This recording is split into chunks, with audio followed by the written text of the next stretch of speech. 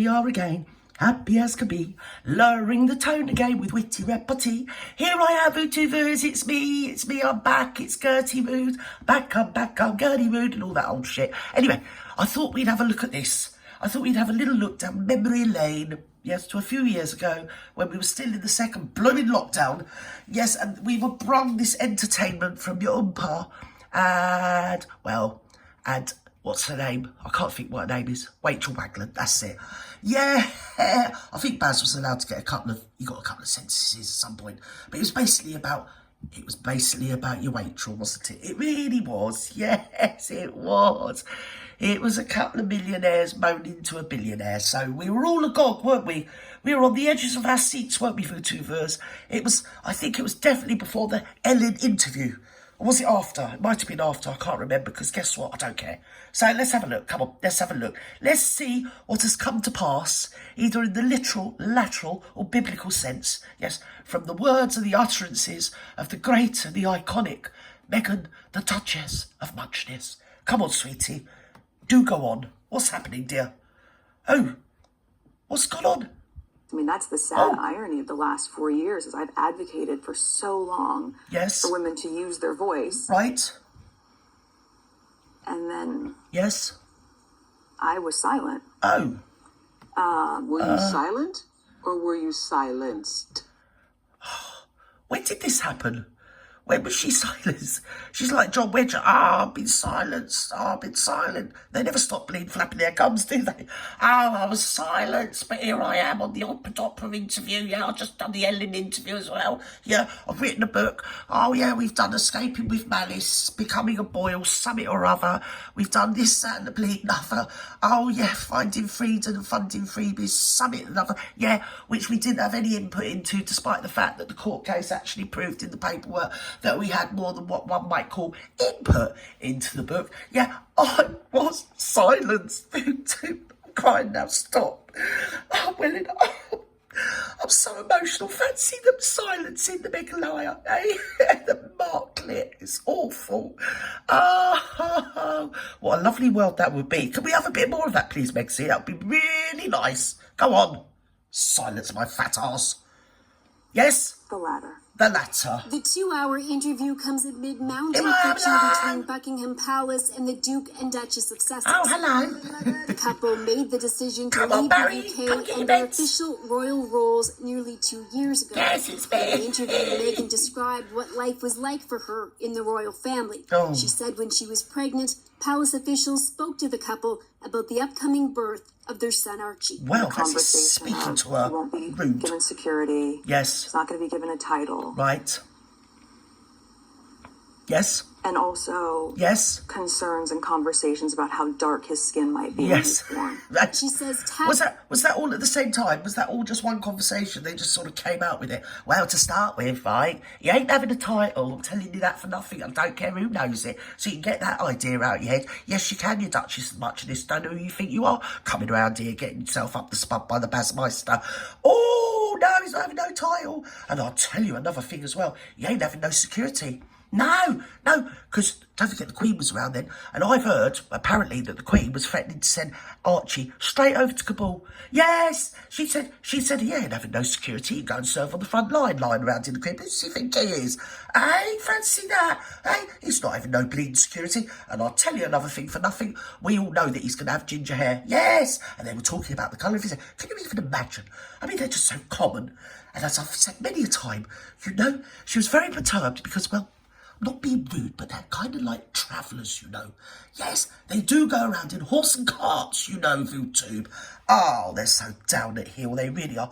Don't blame the marklet leaving. Come on, darling, tell your Auntie Gert what happened next, darling, please. I'm a gargalacious. Scrutiny in life within the royal family made her miserable and lonely. She says at her lowest point. Oh, the life. She makes Buckingham Palace and Windsor Castle and Balmoral sound like bleeding Alcatraz, doesn't she? Oh, it was terrible. I was in Alcatraz. Yeah, my only friends were the cockroaches. Come on, Megsie. She thought about committing suicide. You did. I just didn't want to be alive anymore. Right. Oh, it's so much and like that was Diana. a very clear. Yes. And real. Yes. And frightening. Yes. Halloween. constant thought. Oh, constant thought, sorry. Before this interview, Meghan accused the palace of orchestrating a smear campaign.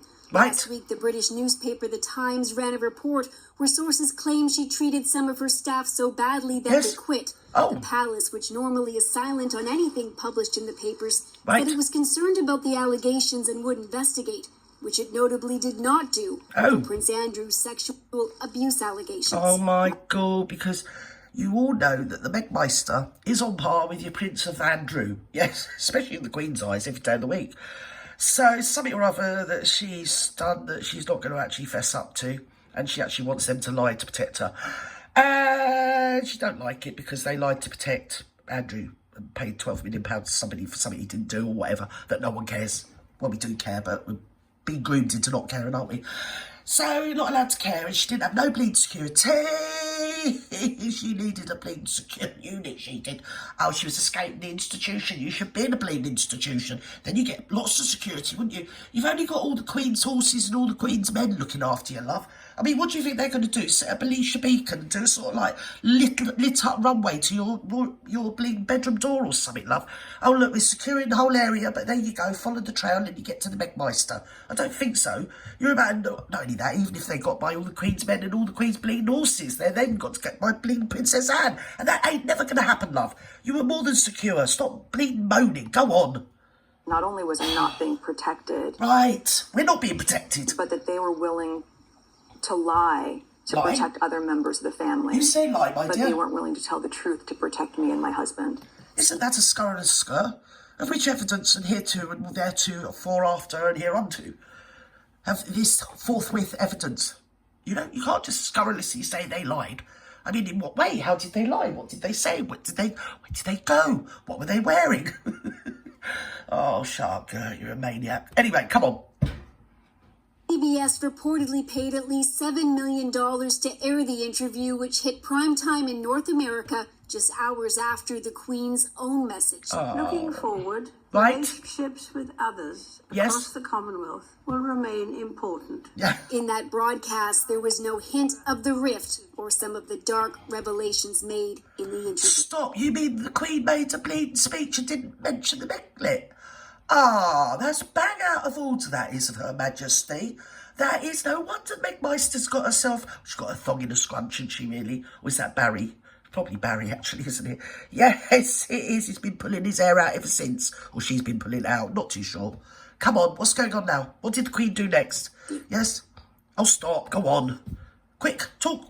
Flappeth gummeth. Now, Meghan admitted that she was very naive when it came to marrying into the royal family. She's very she didn't know naive. just what to expect, but she said She didn't know nothing about anything to do with the royal family. But she said initially everybody was very welcoming to her. She said that really changed after the tour that she and Harry took to the South Pacific. Right. After that, the couple said that they really felt trapped and felt they had no other option but to leave. Harry revealed, Ian, that last year he was basically cut off financially from the family. He talked about... Multi-millionaire Harry was cut off by the family. Oh, yeah, that's right, because I do remember it was reported that Prince Charles, and now King, he only give him like 4 million or something or other, which is a bit out of order, really, isn't it? Do you know what I mean? It's just small change, isn't it? I mean, he might as well have just given him the bus fare. So out of order in favouritism, really. Especially when you think he gave William and Catherine the whole Duchy of Cornwall. I mean, you know, come on, 4 million. Really? Oh, they're like bleeding paupers, the pair of them, aren't they? Anyway, don't worry, because as we know, as history has now come fulleth around, yes, she got a multi-million-pound deal with Nitpicks and Spotify or whatever it's called, Grotty Flies, I don't know. Go on. How disappointed he was. The super fast broadband's wonderful. And the strained relationship there. And while most of the interview did focus on the couple's past, they did talk about the future. They're expecting their second child. Yes, and that interview they are. It's lovely. they're expecting a baby girl. Oh, it's great. All right, Briar, thanks. Is that it? Oh, no more Mark Clip? So royal watchers such as Oh, we don't really want to know what they've got to say, do we? Anyway, if you actually put that back in perspective, this moment in time, that one, yes, it kind of hasn't gone too well, has it really? Oh, dearie me. But don't worry, she's got lots more stories to tell us. It's all Jackanory, Jackanory, Jackanory. Oh, we need another episode. Come on, the Marklet. She needs to get up and make a speech, doesn't she, really? And tell us all about it, all about her woes, her thoughts, her desires, her wishes. It's all the things she doesn't like and she's been made to be silent about. You know. Oh, we should all hang the washing out on that day. We should all know. It should be like a private little thingy, shouldn't it? A little code, a little heads up across the whole nation. Oh, the Meglet is talking. We should all, like, put a red blanket outside our window or something or other, shouldn't we? All in solidarity of the Meglet, shouldn't we? We should. Oh, she's so put up. She's like a feminist icon, isn't she, really, when you think of it? Or something like that, anyway. So I thought I'd bring you there with her. And now, yeah, I need to kind of lie down in the dark room for 2 first. So bye-bye now.